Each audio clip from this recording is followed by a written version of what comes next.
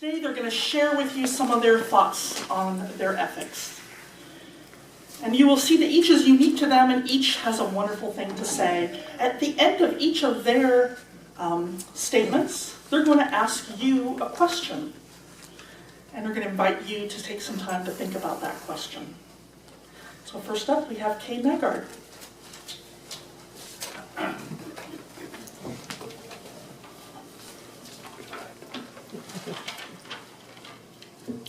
I believe that life is made to explore the boundaries of what we can accomplish, of what we can achieve, of what we can do. I believe that humankind has explored life more than any species that has and will exist. I believe that humankind has explored life and will continue exploring life for eternity. I believe that the top thought of the human race, of all life forms, is to survive. Survival is not just staying alive. Survival is to achieve everything you wish to do and to take the best of life and make it better. Survival is living life to the fullest. The core values that I live by are to survive myself and to help others survive as well. My parents have taught me, most of all, that if I want to be something, then I should do whatever it takes to be that thing. They have taught me that life has ups and downs, but that I can control those ups and downs. They have taught me that life is all about helping others. I truly feel fulfilled when I help others feel the same way that I do, when I help people feel happy. I get into a sense of wonder and awe when I look up into the sky during a clear night and wonder about all the mysteries that humankind has solved and all the mysteries still left to solve. I think about the trillions of lives that have come before me and the infinite lives that will come after me, but that none of those lives will be quite like me. The qualities that I believe that are important in all people, not just certain ones, are to know who they are and to know who others are as well. I believe these two qualities are the most important qualities in any person because that person will never hurt another human being. A quote from a book I read is the time when you truly know your opponent is also the time that you love him. When you truly know your enemy, or anyone for that matter, that is the time you love that person. If everyone has these qualities, there would be no war, there would only be peace. Now some music will be played, and while you are meditating, I want you to think about this. What does survival mean to you?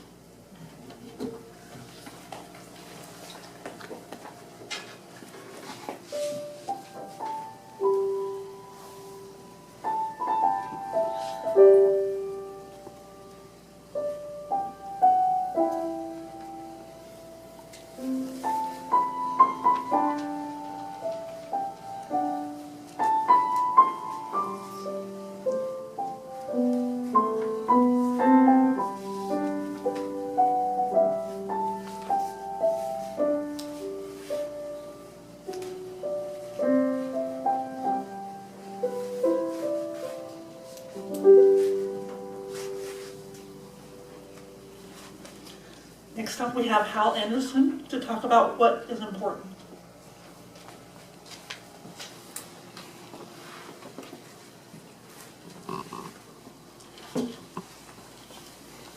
So, I am definitely not really particularly wise, and definitely not really the most moral person either, but I would like to share something that has really made me question the way that I would like to be acting and going forward in the near future. So over the course of this summer, I've been really gifted, and a friend who I don't get to see very much has been able to spend a large portion of the summer over in my house, which has been really, really nice because I don't get to see them all that often, and I really enjoy their company and I enjoy being around them. And during school, it's hard to see them as much as I would really like to, and it's been really nice. But thing is, I really like art, and I'm not good at English, I don't like math, and art is one of the things that I really enjoy, and a lot of the other kids in my art class got this like really cool like scholarship that this art college by our house, and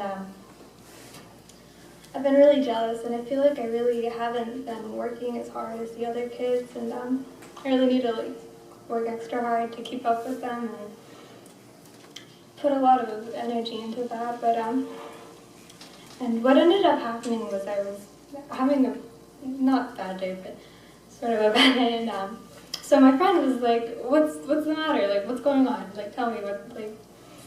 And I ended up telling them that I felt really bad, like I hadn't been doing as much as I should for this, and I hadn't been using this that I have, and I didn't realize at the time, but I ended up really hurting them what I said, and in effect saying that this ability was more important to me than them, another human being. And we ended up talking about it later, and they told me how much I had hurt them, and I just really want to make sure to avoid this, and really think before I speak, and make sure that the people who I value know that they are important, and even if it's not just like saying that, not just like little things like that, but really making sure to value them and treat them as important as they are as human beings, and really treat all human beings with the respect that they deserve as human beings. Sure to all there. And I would like to invite you to consider who's important to you. Thank you very much.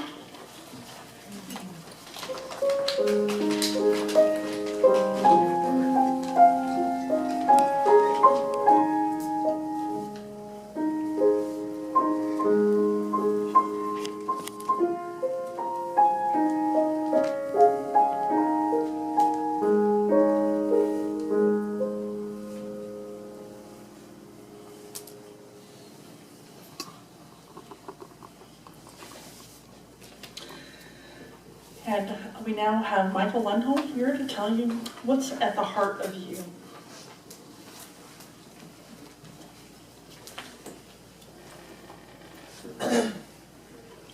For a 17-year-old at the brink of adulthood, I've not many epiphanies or paradigm shifts to speak of, but allow me to to share with you some things that over the course of my life have contributed greatly to the enduring traits that constitute my character.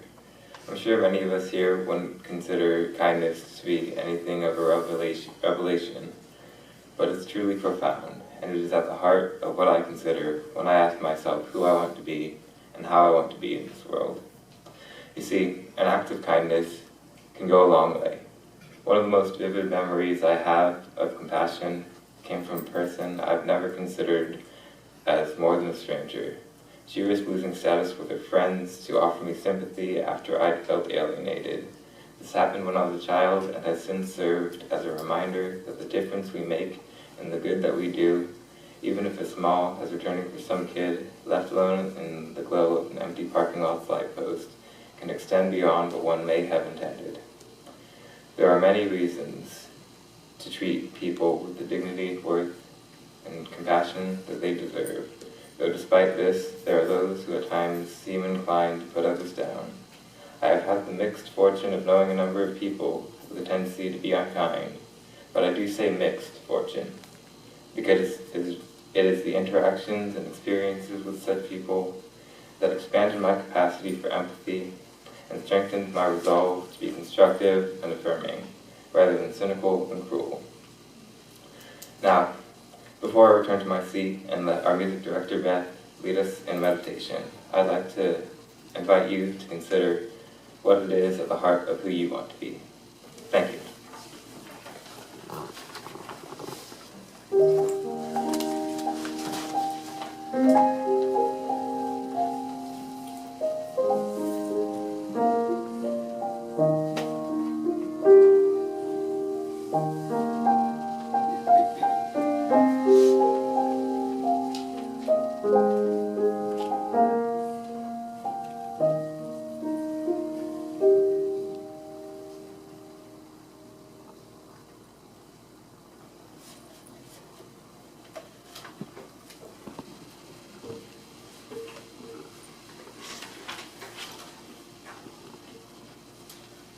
I have something rather surprising to tell most of you.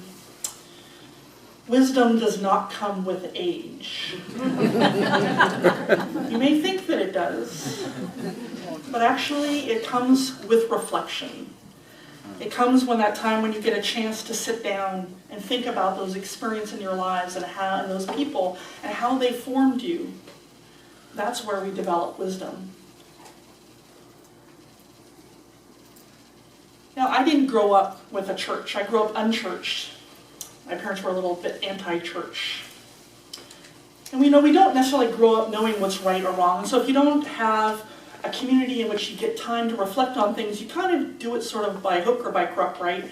Just experiences that you have out there in the world. It might come from your parents, your friends, your communities, your culture. But a lot of it's just experiences that you have out there. I like to think that that's part of the purpose of church, is to help you find that wisdom in yourself, to give you that time to think, yeah, who do I want to be here in this world? I kind of had to fend for myself. I remember an example of this a long time ago when I was about 17, so I was about Michael's and Hal's age. And my twin sister and I, we lived in the suburbs of Seattle, but that day we were in downtown Seattle and we went to a department store. I don't remember what we were buying, something or other. But as two 17-year-olds will do, we were giggling and we had our purchase. And I remember I had the change in my hand. We paid cash in those days. And I remember I had a couple of dollars in my hand and some change. And we were sort of laughing and giggling about something when suddenly this big presence was right in front of us. And this very gruff voice said, "Spare any change?" And I remember sort of in shock, I just sort of held out my hand and gave him my change. And I kind of didn't know what to do, and he just sort of brushed by us with a sort of a rough thanks or something like that.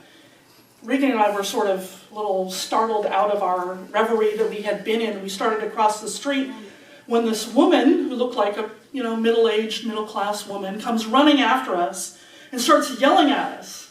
"How dare you give money to that man? You know he's just going to spend it on alcohol and drugs, and you should never give money away. What were you thinking?"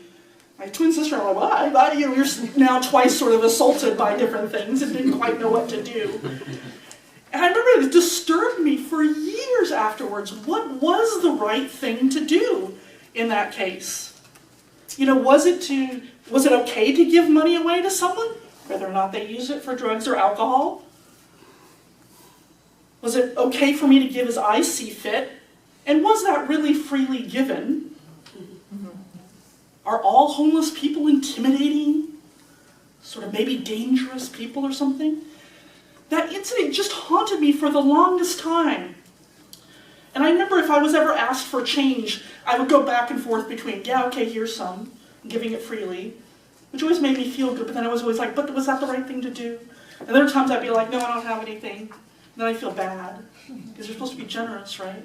So I didn't know what to do. What in the world was I going to do with all this? But you know what? It was a Unitarian Universalist church that helped me with this. It was my very first UU church, and this was about 15 years ago. This was in Woodinville, Washington. It's a suburb of Seattle, kind of out there, a little bit in the boondocks, this church. They had made a very risky and drastic decision to host something called Tent City. Tent City, some of you may be aware of it, I think they have it in LA as well. It's where basically it's a homeless encampment that people have a bunch of tents, and they go from church to church and they set up their tents. There's a lot of rules around them. They can't bring drugs or alcohol, and certainly no weapons are allowed. And there's sort of a curfew for people. I mean, it's very well run. And then the churches offer meals during the week and help them get to bus stops and things like that so that they can go out and look for jobs and things like that. So our church had never done this before, and while we had gone out and done some hosting of dinners at various churches helping make meals, it was the first time we were ever going to do it. And it happened to be a very last-minute thing, because wherever the tent city was scheduled to go, the city wouldn't allow it or something like that, and they couldn't go there. And so it came to us, would our church be willing to do it? And I remember the Reverend Alex Holt gave the finest sermon I'd ever heard him give that day. He had to scrap his entire sermon because the church was of two minds. No, it's too last minute. We don't know what we're doing. We can't do it. And other people were like, no, we must do it. And here's this dilemma again, what do you do? And I remember he talked about how love is sometimes not convenient. And that, to this day, I remember that sermon 15 years ago. And they ended up hosting Tent City. And as I got to know the people in there, I found that they're just people. They're people who just, run into a bad luck and had a tough time of it. They're going through rough times. They're not necessarily alcoholics or anything like that. Some of them were. I remember telling a friend of mine how this was such a revelation for me to see and open up and see people differently now. And my friend, she outed herself to me. She said, I never told you this because I wasn't sure how you'd react, but I was homeless once. Wow. She said, yeah, when I first moved to Seattle, I lost my job. I had to live out of my car for 3 months. It's like, wow, I had no idea. Homelessness isn't necessarily about some big rough person who's intimidating out there. I'm sure that there are people like that out there too. So as I began to sort of understand a little bit more about homelessness and what goes on there, I remember when I was in seminary, I had to move near the seminary. I wanted to be up there on Capitol Hill in Seattle. And as I was looking for a place, there was this one apartment, and it was right across the street from a homeless shelter. And I remember thinking, I'm going to get this apartment because I want to be around this. I don't want to be afraid to think that this is something I have to be fearful of. So I remember once I moved in, one night I was out walking my dog, Ananda, and who's a fairly large black dog who looks intimidating, but this gentleman came up to me who was one of the homeless people. I'd seen him around, and he was at the shelter, and he came up to me and he said, so, can you spare some change? And I remember, so I flashback, right, to that time when I was 17, and I said, yeah, you know what, I think I do have a couple of bucks for you. And he said, well, a 10 or a 20 would be really great. I said, no, I have a couple of dollars for you, here you go. And he's like, okay, thanks. It's like, he figured it was okay to ask, and it was okay for me to say no. And then I said, so what's your name? And he said, it's Tom. And I said, hey, Tom, I'm Sean, nice to meet you. And so every once in a while I'd see him, we waved to each other, and I started to get to know the guys who hung out at the homeless shelter every once in a while. And every once in a while they'd come up to me and ask, hey, you could spare a few bucks, Sean? And I always tried to keep a few dollars on me if I had it. Being a poor graduate student, that's not always easy. But I always try to keep a few on me. And sometimes they wouldn't even, after a while, it seemed like they stopped asking me. I don't know why. Maybe they heard I was a poor graduate student and didn't want to bother me or something. But I always had that on me to give out. And I found them actually really charming and lovely, and you get to know them. This is something that we can do here as we are learning also about homelessness. How are we going to open our hearts and see all people as simply people with good and bad traits? In our religious education classes with our youth and with our children, this is where we're trying to kind of give them a bit of a heads up on all of this. Give them room to contemplate, to reflect, and think about all of these rather difficult questions. And our youth are absolutely amazing. Are they not? Amazing.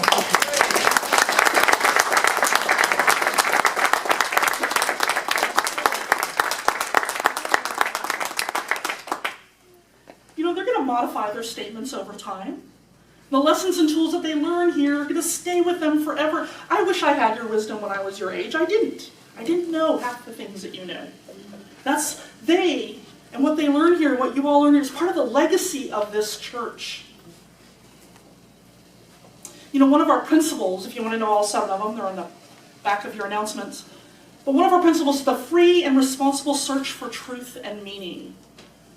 Free and responsible search for truth and meaning. No one here is going to tell you what to think. We'll give you the questions. We might suggest, we might encourage, even argue.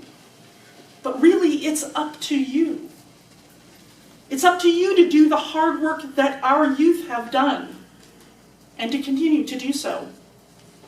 Because this is what it means to be a Unitarian Universalist.